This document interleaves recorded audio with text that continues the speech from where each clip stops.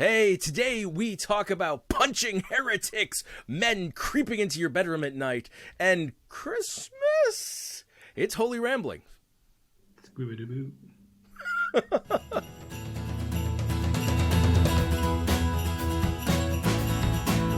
Welcome to Holy Ramblings, A podcast about the important and often humorous reality of living a Jesus-focused supernatural life. Welcome back. Hello there. Welcome back. Hey, and happy Christmas. Yes, that is a thing. Happy Christmas. As this is being released in the Christmas weekend, we want to wish you and your loved ones the happiest of Christmases. Hopefully you're enjoying this. If it's a time where maybe Christmas doesn't feel all that joyful, we want to be a blessing to you. We want to make you smile. If it's a time where you find Christmas delightful and a joy, we want to be a burden to you. No, we want to be to be part of that. And you still didn't invite us around for turkey. What's up with that? Yeah. Got your number. And if I don't, can you put it in the comments below? And that'd be great. Yeah. For a good turkey call. Weird, but I like it. Hey, what's your favorite accoutrement, right? That goes along with the Christmas dinner. What's your favorite side or what do you like? So I think for me, Christmas is summed up. Obviously there's the wonderful part about Jesus, but there's a no. I'm talking about food, right? The food. Equally wonderful part about smoked salmon. See, I know it's gonna be smoked salmon. Smoked salmon for me is Christmas and smoked salmon go hand in hand. Christmas is this good if smoked salmon is this good, and I mean Jesus loved it, so that's biblical. That's in the Fulham version. Of the Gospels. Yeah, well, let's not question that. Yeah, he got the finest smoked salmon from Waitrose. It's actually what the fourth wise man brought, right? He traveled. He actually traveled he didn't travel from the east. That one traveled from the west all the way from Fulham, bringing the finest. 100%. That guy brought Waitrose's finest smoked salmon. I mean, you keep saying finest. I don't mind it not being utterly rubbish smoked salmon. It's for me, it's about quantity more than quality. On that one, I'm just I want the whole salmon. Just smoke the whole thing, bones and everything. Yeah. Yes, I mean that's my. That's pretty cool. What about you? It's good. I like Brussels sprouts. Although I will say, in all honesty, smoked salmon's better than Brussels sprouts. But Brussels sprouts for me, I can have smoked salmon other times of the year, but I pretty much never eat Brussels sprouts. Are you a Brussels sprout boiled guy, or are you baked Brussels sprouts with sauce? I like them kind of boil steamed and then fried. And sometimes it depends on if I'm eating meat. If I'm eating meat with bacon, if I'm not eating meat without bacon, kind of obvious. But so I've been thinking this year of doing them differently because there's so much about caramelized Brussels sprouts this year. I will say this: I made an epic. One year we did for team. I had my leadership team around, and I made turkey burgers, and I made an epic sprout slaw. A coleslaw with Brussels sprouts. That was actually surprisingly good, and it had cranberries in it. It was top notch. It was just without tooting my own horn, it was good. One of my favorite pizzas I've ever had was a Christmassy inspired pizza with Brussels on it, and it tasted incredible. I can't tell if I'm intrigued or appalled. So Hawaiian pineapple on pizza, that's out, but Brussels sprouts on pizza, we're okay with that. Why is pineapple on pizza out? I don't know. I feel like the Italian in me is that just shouldn't happen. I like pineapple on pizza though. The Hawaiian in me says it's very, very okay. All right. So, food aside, what I want to talk about today is we have a strange tradition, and I want to recommend if you're listening to this with little ones in the room right now, now might be a good time to either put in headphones or maybe just listen to it slightly later, only because we're going to be talking about Jolly St. Nick, and if that's something that you don't want that kind of full conversation to be happening this Christmas, maybe this is our first adults only Holy Ramblings. Although that sounds like we're going to talk about ruder things than we are. You behave, sir. You behave. I was wise. Calling me there before I said anything. All right, so I'm assuming that you took the time either to kick all the kids out, close the door, and make sure you have all the leftover Christmas chocolate, or you put in headphones. But Or you Saint get the Nick, kids in and let us break that anything. To yeah, them. or you just desperately want your kids to know the truth, and you don't want to have that conversation yourself. But I was thinking, Jaunty, how ridiculous, in earnest, is the idea of like Santa Claus? Like that we teach our kids this and try to normalize like everything that goes on with this. Yeah, I mean, it's pretty baffling, really, isn't it? Because, I mean, Because I mean, if you go through the songs on like a surface level, it sounds really sweet. But then actually you start listening and you're like, he sees you when you're sleeping. He knows when you're awake. You better be good for goodness sake. Like someone's coming after you and watches you while you sleep, and he's coming to town. Like that's a warning. Things in your room when you're sleeping. What's wrong with that? Like... And that's something even creepier. So in America, we put our stockings by the chimney with care, in hopes that Saint Nick soon would be there. But what I've learned here in England is that a lot of people put their stockings on their bedpost, on the corner of their bed, or the foot of their bed. So not only like in the American tradition, not only is it this old man who's already creeping on you is going to sneak into your house, breaking and entering, coming down the chimney, the only unsecured access point, right? Like how like horrifying children that is going to get in through the unsecured access point. You're going to eat food that you leave out. But in Britain, we then teach our kids that then he's going to come into your room. So I This find Santa's problematic. I didn't realize that Americans didn't have that tradition until recently, and you said basically because I mean I grew up remembering shutting my eyes thinking he was coming in. Like I remember that, and that sounds like a traumatic repression, right? No. Like I heard him coming in, and I closed my eyes, and I didn't know. Like, see, I finally figured it out because I heard my mother come into the room, and I was like, I'm gonna look this time, and I looked, I was like, that's mum. So I was the kid at school who went in and was like, just by the way, Santa is my mum. Like, to be fair, that's a reasonably solid. Like your mum checking on you at night is at least a solid excuse. Like mums could be checking in on their kids at night, right? Nah, not carrying Santa's presents. At that point, the game's up. Santa accidentally left these in your sister's room. To be fair, your family, that might have just been like Santa intentionally just left all the presents in your sister's room. Sorry. My boys know it, right? Hey, this is the hard truth. If you have a youngest that's a little girl, God help you. My boys know it. They're like, she can get away with murder. Us can't even eat an extra cookie without being told off. Yeah. So, I mean, I was the eldest. I couldn't get away with anything. Yes.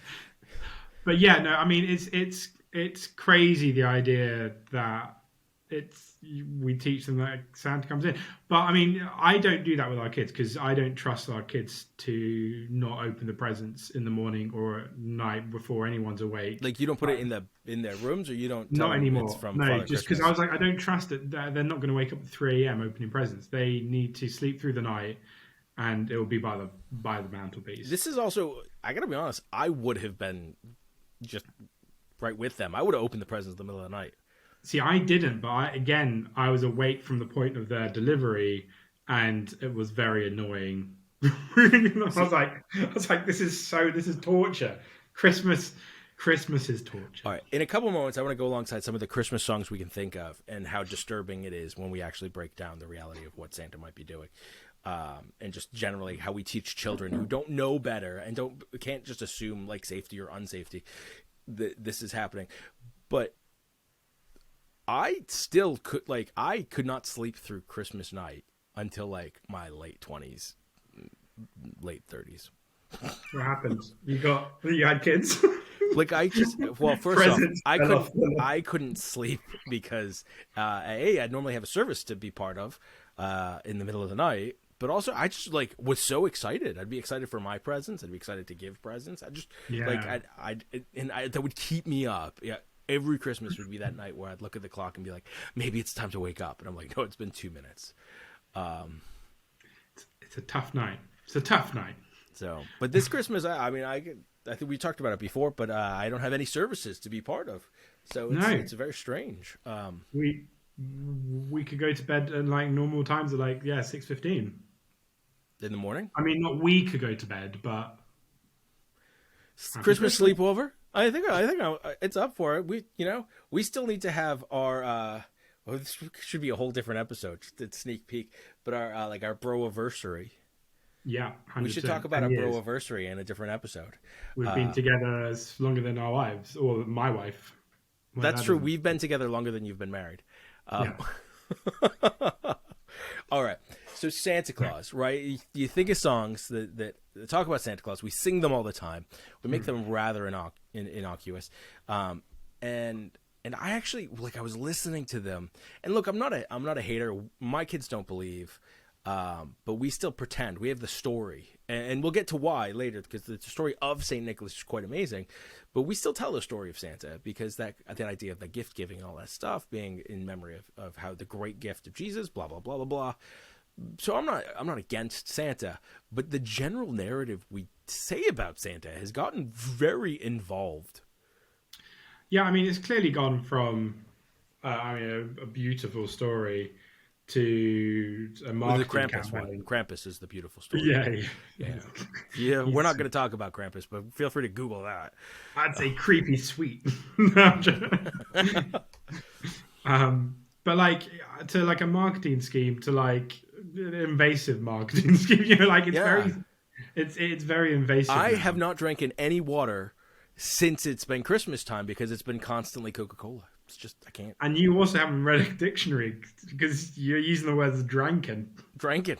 I No, haven't that's how we anything. say it after you've drank it for a whole They month ain't of diet. drinking nothing. I'm My drinking. mama drinking nothing. I'm drinking Diet Coke. That's how you say it when that's all you've drinking.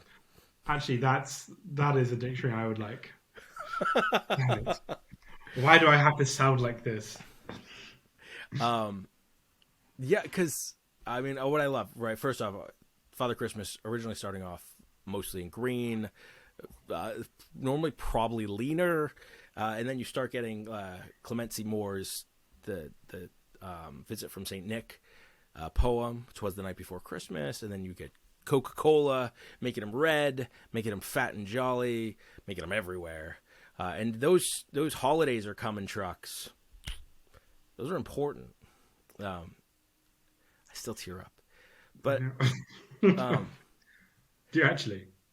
I actually I think I the get audience wants excited to know, every do time you I see still that. do? I'm a bit of a Christmas monster. I'm a so Christian. I'm a Christian. I love Jesus. So Christmas tickles me deep in my soul. Particularly wickly. But thinking of like right, the classic, right? Santa Claus is coming to town. Right? First it starts off, the first lines of this song are antagonistic. You better watch out. Like, we are warning children. Just run. Like, you better watch out. You better not cry. You better not pout. And I'm telling you why. Because some creepy dude is coming to town. I mean, clearly written by a parent, right? Yeah. Like that's not written by someone without kids. Like that's someone going, you could just shut up, please. Yes, please, Now. please now.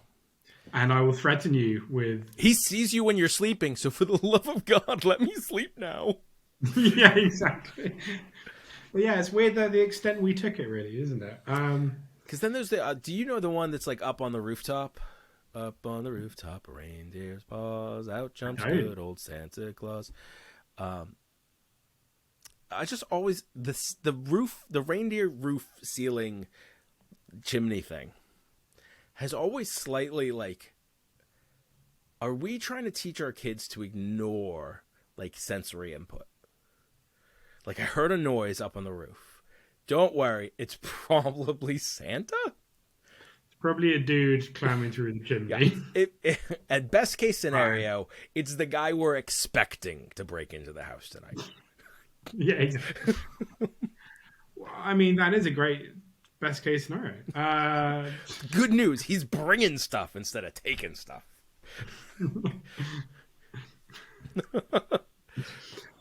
I mean, it's weird. Like, I mean, one thing I've noticed is like I feel like in this country we all it was just synonymous that everyone would say Father Christmas. That's changed to Santa. Like my kids don't say Father Christmas these days; they only say Santa. I think it's And actually that, changed almost in the last 10 years more than I. yeah, like utterly, Because like I got here and people would correct me. I'd be like, Santa, and they'd be, no, Father Christmas. And like, yeah, that's not a thing anymore. but I feel like it's this whole amalgamation of everything and culture and like the I could make this too political, couldn't I? But the Like, it's closeness like, of hey, social man, media and everything that I like the got a world is mute button. almost Don't worry. one. You keep going.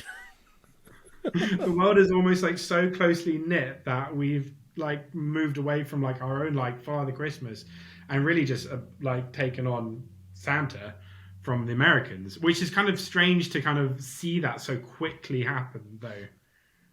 Yeah, and I'm actually not 100% sure when it became Santa in America either. I think it's a like German immigrant, like, you know what I mean? Like a culture must have brought that to America. It's probably, yeah. I mean, I know in Ireland it's Santi. Sandy? Santi. Yeah, it's Greece. Uh, Summer loving. That would be a very different Christmas special. if Santi comes down Yeah. the chimney, You got to shape up, boop, boop, boop. That's what happens. you want She sings that present. song if you've been naughty. Uh Yeah. huh.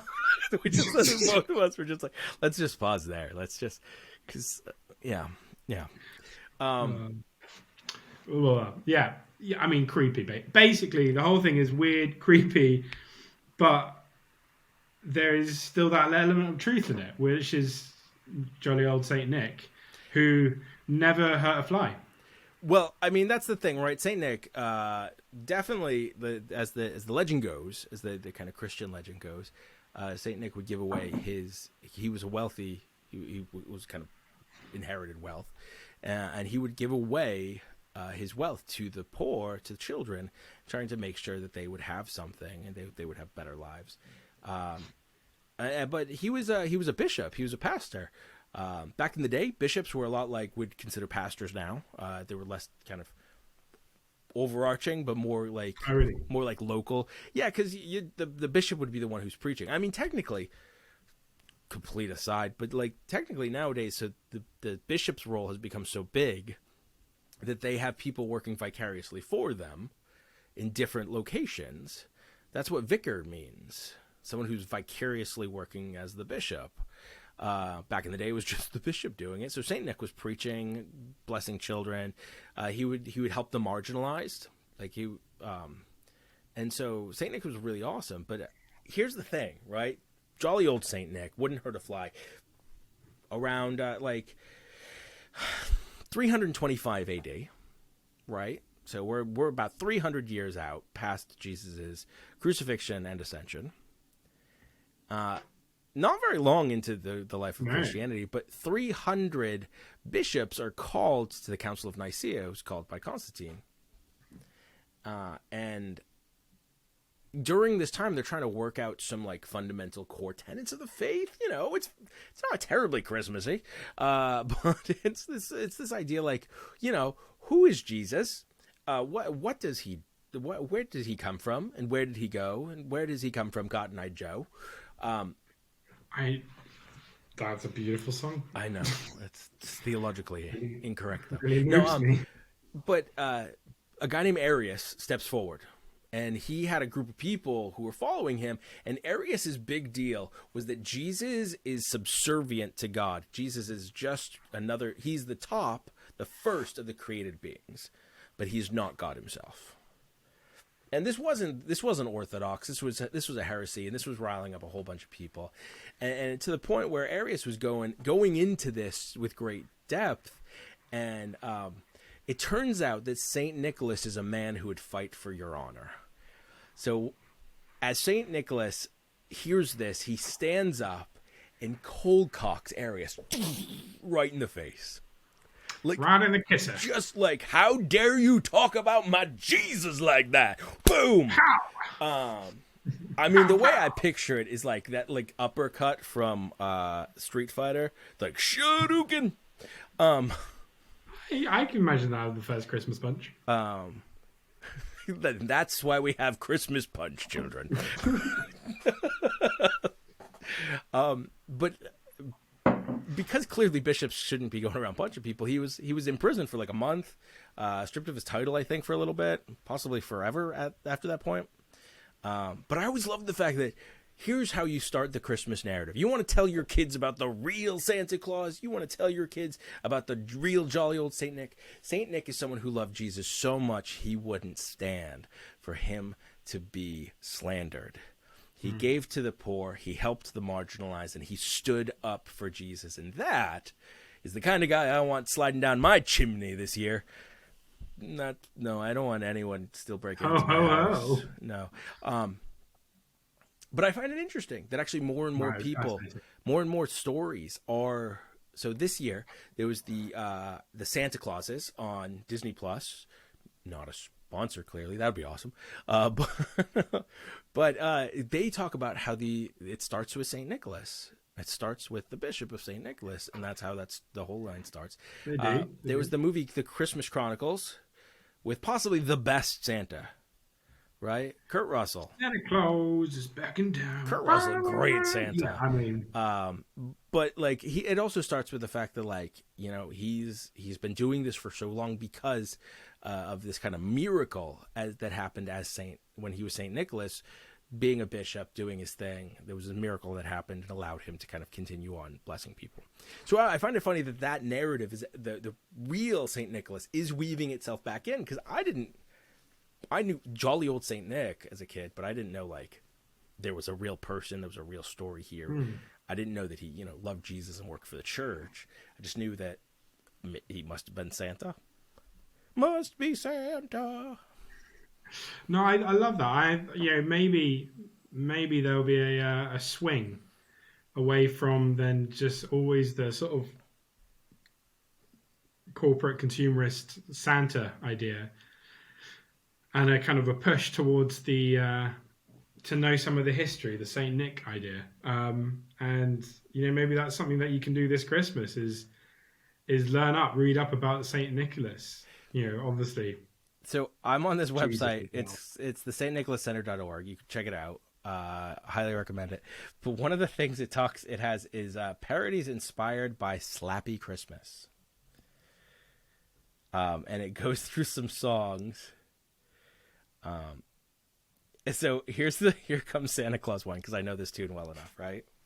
Just reading it. I didn't create this. I'm just reading it off. I'm gonna shut my eyes and listen. Here comes Santa Claus, right downeth council hall.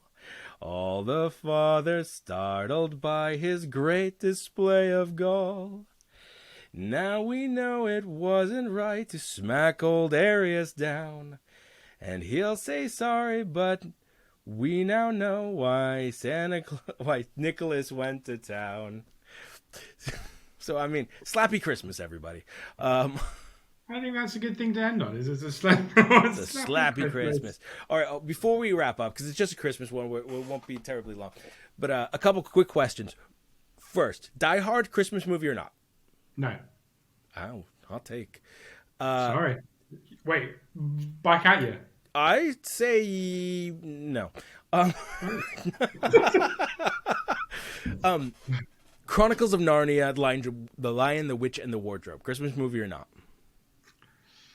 Oh, it's got a great Christmas scene, but that ain't no Christmas movie. All right. I'm with you on that, actually. I always was weird when it's like, this is one of my favorite Christmas movies. And I'm like, not a Christmas movie. On that note, Harry Potter and the Sorcerer's Stone, or Philosopher's Stone. Hot take on this particular option. People might be like, we're talking about Potter and Santa. This is an awful episode. That's fine. Yeah, there's other podcasts. Christmas movie? Christmas movie. Christmas Oh, movie. wow. Wait, why is that a Christmas movie? I don't know, but it just feels so fun and Christmassy. Okay. I don't really understand why, but I don't know, there's just like a Christmassy vibe to it. Where I'm aware they meet I'm aware they meet Father Christmas in Narnia, but I don't know. It just feels so Christmassy. Fascinating. Fascinating. It was directed by the guy that did Home Alone, right? Chris Columbus. Yeah. He also discovered America. Yeah, 100%. Yeah. And if he had done Narnia, it'd probably been a Christmas movie as well. I think Chris Columbus is Christmas. So All right. Wrapping up the rapid fire questions. Favorite Christmas movie that is not Home Alone? listen. Is there even why answer this question? Jeez. It's because you don't know any other Christmas movies. You're like Home No, I Alone, don't. Harry Potter. This is all I have. I really Elf. I really like Elf. Elf, all right. Jon Favreau moves on from Elf to Iron Man in a fascinating way, but it's a good I take. wish he brought Elf into that movie. What about you? My favorite Christmas movie is definitely a deep cut. It's called A Muppet Family Christmas. Now, I love A Muppet Christmas Carol, but Muppet Family Christmas has like the Muppets, has Sesame Street, has the Fraggles, has like Muppet Babies. They basically were like, well, let's throw all our IP in one thing at once and see what happens. You can watch it on YouTube, but it's not been released anywhere else. I've never seen it, so I will have to go and check it out. It's top tier 80s Christmas stuff. But if I had to choose a more normal film, Muppet Christmas Carol, one of my favorite traditions over the last 11 years had been right before the midnight mass is preparing that, put on Muppet Christmas Carol in the church when no one else was there, and just watch that like every year. I didn't know that. Yeah. Oh. Because I had the benefit of living next door, so I'm setting everything up, and I'm like, if I don't go over at like 10, I'm going to be asleep by the time we get to 11:30. All right, one last question, then quick rapid fire for you. Yeah. Star Wars Christmas Edition episode, Like the Star Wars Holiday Special. the holiday special. Yeah. Did it win, or do you scrap it from the history books? First appearance of Boba Fett. So like you gotta give it some credit somewhere. Give the Boba. The animated section is awesome. The Life Day stuff I could probably leave. If you don't know what we're talking about, also something you'll probably find on YouTube. Because search just Star Wars Holiday Special. It was aired once and was then stricken from the record. They used to sell it at comic book conventions back before there was YouTube. Really? They used to sell it, bootleg versions of it at comic book conventions. Also back before comic book conventions were anything other than normally comic books. They used to sell it for like 30 quid, just a VHS Really? of it, like a bootleg VHS of it, because it would be the only way you could get it. Oh, So, well, you can go on YouTube now, get it for free. Yeah. What's up? I'm kind of surprised it's not on Disney Plus. It's like a fascinating choice. You'd have thought it would be. Yeah. Guardians of the Galaxy holiday one was really amusing. I don't know if it's good, but it was really fun. I thought Kevin Bacon knows how to run Yeah, and party. yeah, and he's an actor. Oh yeah. Bitch. Buddy, On that, Merry Christmas Merry Christmas. or Happy Christmas, whichever you feel is more culturally appropriate. Happy, yeah, Jesus' birthday. Happy Jesus' birthday. There's no judgment, by the way, if you celebrate Santa with your kids or not. You know what? Make good decisions. Teach them to understand and have faith in both equal measures. So Thomas doesn't. I do. I mean, that's the I beauty don't of have this faith. podcast. Well, Fascinating. you said it. No. At the end of the day, though, don't overemphasize the guy in the red suit. Overemphasize the baby in the manger. That's all I'm asking. Because the guy in the red suit, he overemphasized the baby in the manger. That's what his heart was. That's what his goal was. So keep your eyes on that. Everything will be all right. And apparently, don't watch Die Hard because it's not a Christmas movie. I mean, you can watch Die Hard. What do I say? I don't know. Explain it to Thomas. On that note, Judgy, would you give us a Christmas blessing? Yeah, Lord, thank you for your coming. Thank you for being the savior of this world and coming as a baby in a manger and the beautiful, incredible, and miracle-filled story of that. God, give us eyes to fixate on you this Christmas and enjoy the joy and present giving and laughter and happiness and color that Christmas seems to bring out in people. Bless us all listening. Amen. Amen. God bless us, everyone. That's what I was trying to think of a way to make that prayer sound like a beautiful story, and you should have started it with "You Lord, what day is it today?" It was the night before Thursday. All right, ladies and gentlemen, have a happy on. Christmas and a great New Year, and we will catch you on the other side of 2023 with new episodes coming out Fridays fortnightly. Check us out on Instagram, YouTube, at Geek Theologian, and keep listening on any good podcasting programs. With that, Merry Christmas, everyone. Merry Christmas, everybody. Ciao, ciao.